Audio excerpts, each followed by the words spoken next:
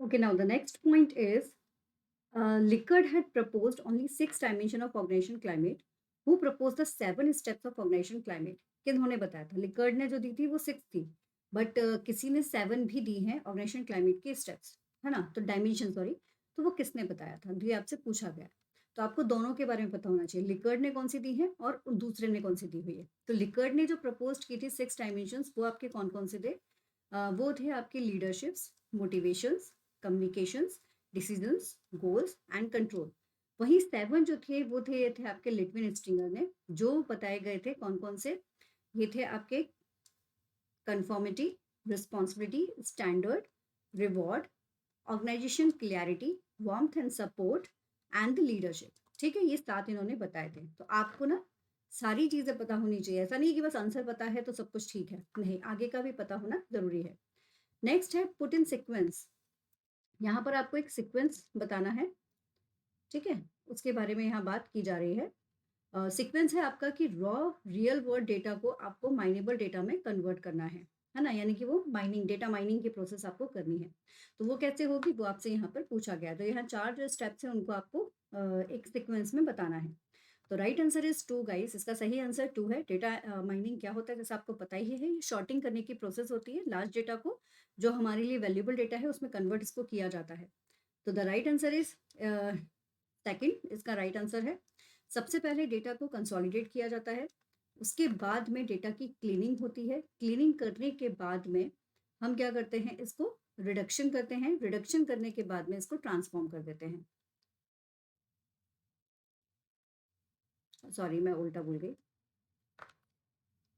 है ना। सबसे पहले कंसोलिडेशन होगा, कंसोलिडेशन के बाद में डेटा का क्लीनिंग होगा।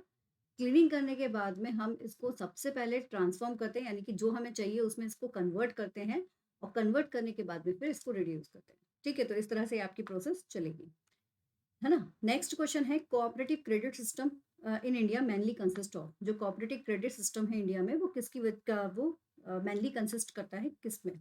ठीक है, ये आपसे पूछा गया है। तो ये सिंपल क्वेश्चन है जिसका आपको डायरेक्ट आंसर पता होना चाहिए। तो राइट आंसर इज 2 गाइस, इसका सेकंड आंसर है कि ए, बी और सी, है ना। यानी कि short terms agriculture credit institution, long term agriculture credit institution and non agriculture credit corporatives, इनमें ये आपका मेनली कंसिस्ट करता है। क्लियर? चलिए नेक्स्ट देखते हैं। यहाँ पर भी आपसे 2 स्टेटमेंट पूछे गए हैं प्लानिंग को लेकर, वही आपको यहाँ पर बताने हैं। Like planning promises are defined as the anticipated environment in which plants are expected to operate. They include assumptions or forecast of the futures are known as conditions that will affect the operations of plan. ये पहली statements है, बताइए सही है या गलत है। और दूसरा कह रहा है कि no distinction should be drawn between the forecast and the planning, कि भाई प्लानिंग प्रोमाइसेस और इसके बीच में कोई भी डिस्टिंक्शंस नहीं होता है।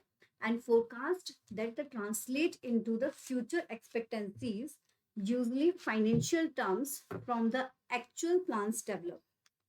तो ये आपसे पूछा जा रहा है कि जो दोनों स्टेटमेंट से कौन सा सही है और कौन सा गलत है regarding the planning. So the right answer is 3 guys. आप अगर ध्यान से देखोगे तो ये बात बिल्कुल ठीक है कि भाई प्लानिंग प्रोमाइसेस जो होते हैं, ये एक तरह से इन्वायरमेंट्स के लिए डिफाइन करते हैं, एंटिसिपेटेड इन्वायरमेंट को, प्लान्स को, सारी चीज़ों को ऑपरेट करने में ये मदद करते हैं।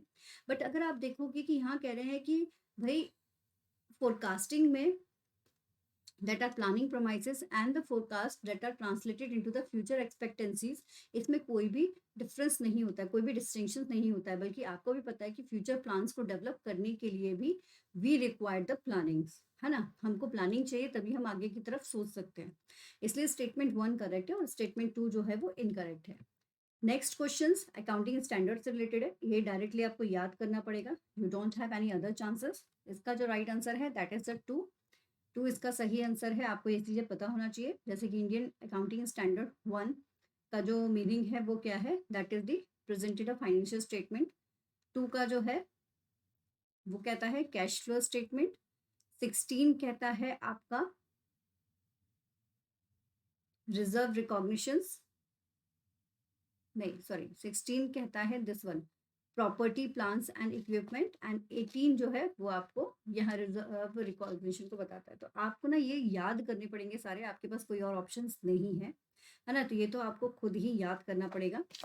ओके, बट ये मैचिंग का क्वेश्चन हर साल पूछा जाता है, इंपॉर्टेंट है। Now the parenting fit matrix related to the strategy formulation was proposed bye.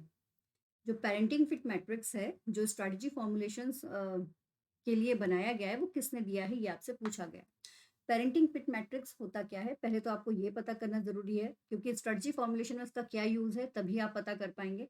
फिर हम बात करेंगे कि ये किसने दिया हुआ है। ठीक है, तो parenting fit matrix basically, parenting नाम से समझ में आ रहा है कि कहीं ना कहीं ये कुछ लालन पालन, या हम कह सकते हैं कहीं ना कहीं कुछ ये केयर ऑफ वाली चीज यहाँ पर शो हो रही है। तो पेरेंटिंग मैट्रिक्स जो होता है, ये एक तरह की प्लानिंग होती है या प्लॉटिंग होती है, या जो कि एक तरह से probability of creating more value against the risk of causing such significance descriptions of changes. कहीं पर भी कुछ भी लगता है कि हाँ कुछ रिस्क हो सकता है, या कहीं कहीं कुछ प्रॉब्लम्स आ सकती है, तो उसके लिए क्या होता है, पहले से ही कुछ उन प्रोबेबिलिटीज को ध्यान में रखकर ना कुछ प्लानिंग की जाती है। तो that is the parenting fit matrix, कि भाई अगर ऐसा कुछ हुआ तो हम ऐसा कर लेंगे। तो ये क्या हो गया, एक तरह से सेफर साइड में लेकर चलने वाली जो प्रोसेस होती है, वो पेरेंटिंग फिट मैट्रिक्स के रूप में यहाँ पर बताई गई है आपको। ठीक है, तो ये जो है ये किसने दिया हुआ है, ये यहाँ पर दिया है एक कुछ लोगों ने इकट्ठा मिलकर इसको बताया था, अलेक्जेंडर कैम्बल एंड द गुल्ड। ठीक है, इन्होंने इसको यहाँ पर प्रपोज किया था। ठीक है, तो this is all for today. 2 parts में ये वीडियो आपके पास पहुंची है ना। रीजन आप लोगों को पता चल ही गया होगा, है ना। तो वीडियो जरूर देख लीजिएगा, इंपॉर्टेंट है। वीडियो पसंद आया तो लाइक जरूर कीजिए, अपने फ्रेंड्स के साथ में शेयर कीजिए, चैनल को सब्सक्राइब कीजिए, टेलीग्राम ज्वाइन कर लीजिए, जिससे आपको लेटेस्ट अपडेट मिलते रहे। Okay guys, thank you so much, keep study hard and smart, take care.